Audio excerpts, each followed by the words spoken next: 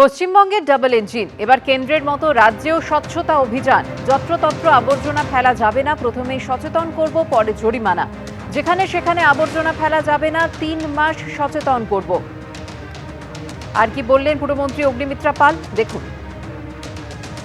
আমি 3 মাস মানুষকে বলার চেষ্টা করব, বোঝাবার চেষ্টা করব, টিমওয়ার্ক হিসেবে কাজ করব, যাতে স্কুল, কলেজ এবং আমরা বড়রা রাস্তায় যাতে নোংরা না ফেলি।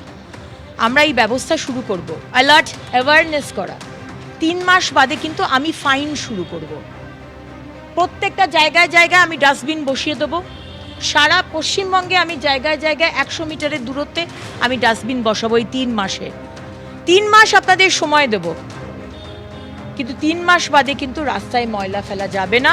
যদি আপনারা ফেলেন, সেটা চিপস হোক, ডাব হোক, আর থুতু হোক, আর পানের পিক হোক, 3 মাস বাদে কিন্তু ফাইন করা হবে। সারা রাজ্যে হবে, কারণ এটা কি বললাম যে স্বচ্ছ অ্যাপ, এবং যে কোনো জিনিস আমাদের শহরকে সুন্দর রাখার জন্য। আমরা সিঙ্গাপুরে গেলে খুব ভদ্র, আমরা কিচ্ছু করি না।